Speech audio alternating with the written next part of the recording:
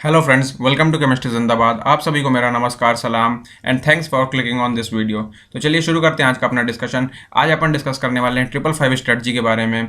मैं आपको हमेशा बोलता हूं कि अगर आपको वीडियो पसंद आए तो लाइक करना, चैनल का कंटेंट अच्छा लग रहा हो तो सब्सक्राइब करना, लेकिन प्लीज़ आज मैं आपको पहले ही बोल रहा हूँ कि इस वीडियो को शेयर कर दो, क्योंकि ये बहुत ही यूजफुल वीडियो होने वाली है। जो भी नीट 2021 में एस्पिरेंट अपीयर होने वाला है उसके लिए बहुत इंपॉर्टेंट होगी।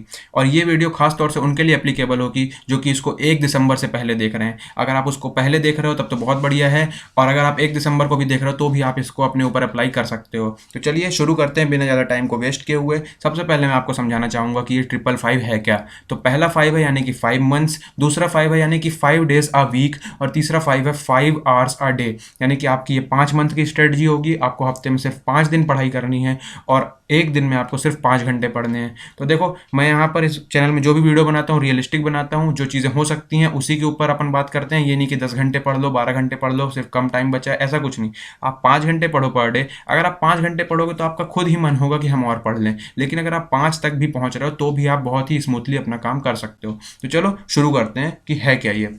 आपका ये 5 मंथ्स का स्टडी प्लान होने वाला है। दिसंबर से लेकर अप्रैल तक हम इसमें बात करेंगे। हम इसमें 5 महीने को ले रहे हैं। आपको एक दिन में सिर्फ 5 घंटे ही पढ़ने हैं, और 1 दिसंबर से 30 अप्रैल तक होते हैं 151 डेज। याद रखना, इसमें ना आपका कोई क्रिसमस होगा, ना कोई होली होगी, ना कोई रिपब्लिक डे होगा, ना कोई लोहड़ी होगी, ना ही आपका किसी का बर्थडे पार्टी होगा, कुछ नहीं होगा। आपको हर एक दिन को बहुत ही यूज़ करना है वाइजली। आपको एवरी डे काउंट करना है, ठीक है। अब इस 151 डेज़ को मैं डिवाइड करने वाला हूँ 2 हाफ्स में। आपको भी सिमिलरली इसी तरीके से करना है। ध्यान से सुनना सारी चीज़ों को, कोई भी पॉइंट को स्किप मत करना। अपन इसको 2 हाफ में डिवाइड करते हैं 151 डेज़ को। पहले 90 डेज़ में अपन सिलेबस को कंप्लीट करेंगे, और अगले 61 डेज़ में अपन रिवीजन करेंगे और पेपर को सॉल्व करेंगे, जिससे हमको पता चल पाए कि हमारी कहाँ पे गलती रह रही है और उसको हम इंप्रूव कर पाएँ। तो हफ्ते में 5 दिन जो मैंने आपको कहा पढ़ने का, वो कुछ इस तरीके से है कि आपको मंडे से फ्राइडे तक पढ़ाई करनी है।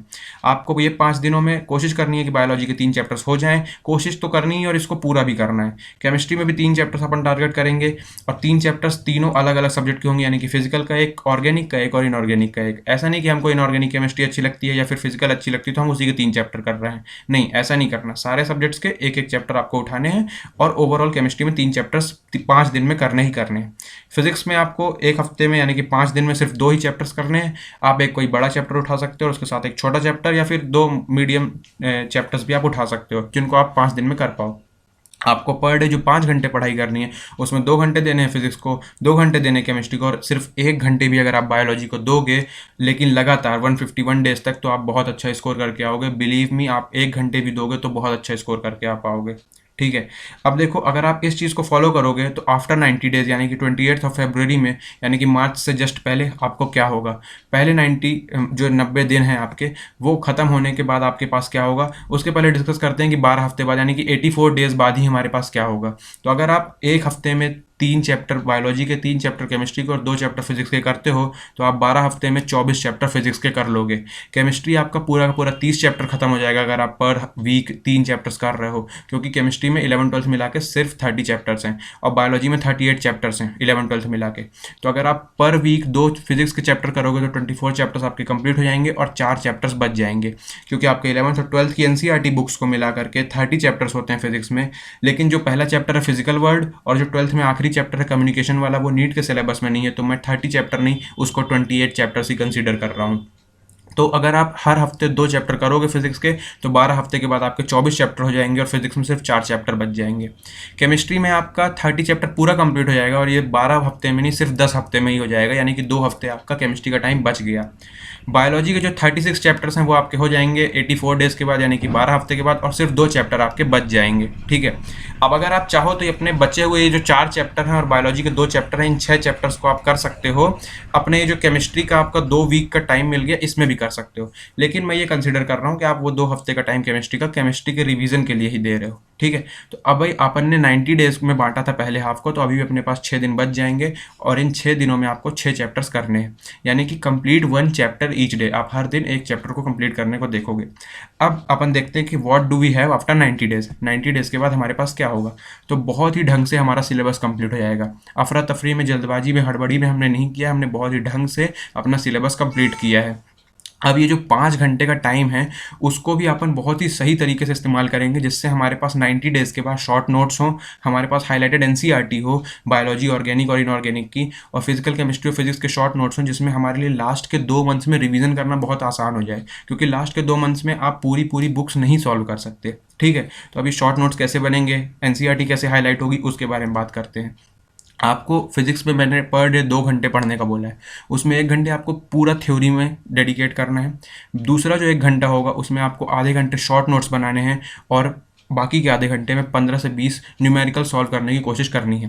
न्यूमेरिकल याद रखना या तो एनसीईआरटी का हो या फिर आपका प्रीवियस ईयर क्वेश्चन हो, क्योंकि अब आपके पास टाइम नहीं है कि आप कोई दूसरी बुक उठाओ। ठीक है, जो एनसीईआरटी में सॉल्व्ड एग्जाम्पल होगा उसको बिल्कुल भी सॉल्व नहीं करना है। There is no need to solve the solved example, क्योंकि वो ऑलरेडी सॉल्व्ड है। वो इसीलिए सॉल्व दिया होता है जिसमें आप उसको पढ़ पाओ, उसको समझ पाओ। आपको क्वेश्चन को रीड करना है, सॉल्यूशन को रीड करना है, अप्रोच को देखना है कि कैसी अप्रोच से वो क्वेश्चन सॉल्व हो रहा है। ठीक है, अब शॉर्ट नोट्स में क्या नोट करना है आपको आधे घंटे में, आपको फिजिक्स के फॉर्मूलाज ऐड करने हैं, आपको कोई इंपॉर्टेंट थ्योरेटिकल पॉइंट लग रहा है वो ऐड करना है, आपको कोई अच्छा क्वेश्चन दिख रहा है तो वो ऐड कर लेना है जो कि एज इट इज़ आ सकता हो। तो इस तरीके से आपके शॉर्ट नोट्स प्रिपेयर हो जाएंगे। ठीक है, ये बात होगी फिजिक्स की। केमिस्ट्री में क्या करना है, 1 घंटा आपको रीड करना है और अगले 1 घंटे में आपको रीड करना है, यानी कि उसी चीज़ को आपको दोबारा से पढ़ना है। अगर आप उसको 1 घंटे में तीसरी बार पढ़ पाओ तो वो भी कर सकते हो आप। और इंपॉर्टेंट पॉइंट्स दूसरी और तीसरी रीडिंग में जो इंपॉर्टेंट पॉइंट्स लग रहे हैं उनको हाईलाइट कर लेना है ना। ये बात है ऑर्गेनिक और इनऑर्गेनिक केमिस्ट्री की। फिजिकल केमिस्ट्री का जो अप्रोच होगा वो फिजिक्स की तरह ही होगा। 2 घंटे आपको अगर पढ़ने हैं तो 1 घंटे आपको थ्योरी पढ़नी है और अगले 1 घंटे में आपको शॉर्ट नोट्स और क्वेश्चन को सॉल्व करना है। ठीक है, फिजिकल केमिस्ट्री में वही सेम काम करना, जो इंपॉर्टेंट पॉइंट्स लग रहे होंगे, जो फॉर्मूलाज होंगे, जो इंपॉर्टेंट क्वेश्चंस लग रहे होंगे, उसको अपने शॉर्ट नोट्स में एज इट इज़ उतार लेना है। रेफरेंस बुक आपकी हमेशा एनसीईआरटी होगी, इसके अलावा कोई भी दूसरी बुक अपने को सॉल्व नहीं करनी है। बायोलॉजी का जो अप्रोच है वो भी ऑर्गेनिक और इनऑर्गेनिक की तरह ही होगा। और याद रखना, आपको बायोलॉजी में भी उन्हीं पॉइंट्स को हाईलाइट करना है जो आपको सेकंड और थर्ड रीडिंग में इंपॉर्टेंट लग रहे हैं, और आपको रिवाइज सिर्फ और सिर्फ हाईलाइटेड पॉइंट्स को ही करना है। ठीक है, रिवाइज ओनली हाईलाइटेड पॉइंट्स। अब आपका सैटरडे में क्या होगा, आपका ये 5 दिन का तो शेड्यूल हो गया कि आपने किस तरीके से स्टडी करनी है, किस तरीके से आपने पढ़ाई करनी है। अब सैटरडे जो होगा वो आपका रिवीजन के लिए होगा। पूरे हफ्ते में आपने जो पढ़ा है उसके रिवीजन के लिए आपका सैटरडे मैंने रखा है। तो पूरे हफ्ते में जो आपने पढ़ा है 5 दिन में, वो 1 दिन में रिवाइज करना पॉसिबल है अगर आप सिर्फ एनसीईआरटी के हाईलाइटेड पॉइंट्स को रिवाइज करो, अगर आप फिजिक्स और फिजिकल केमिस्ट्री में सिर्फ अपने शॉर्ट नोट्स को रिवाइज करो। तो आपको शॉर्ट नोट्स प्रिपेयर करने हैं और एनसीईआरटी को हाईलाइट करना है in case of organic, inorganic and biology. ठीक है, और संडे को आपको क्वेश्चन प्रैक्टिस करने हैं। अब यहाँ पे अगर आप चाहो तो संडे को रेस्ट भी ले सकते हो, क्योंकि आपने क्वेश्चन प्रैक्टिस ऑलरेडी करी हुई है फिजिक्स और केमिस्ट्री की।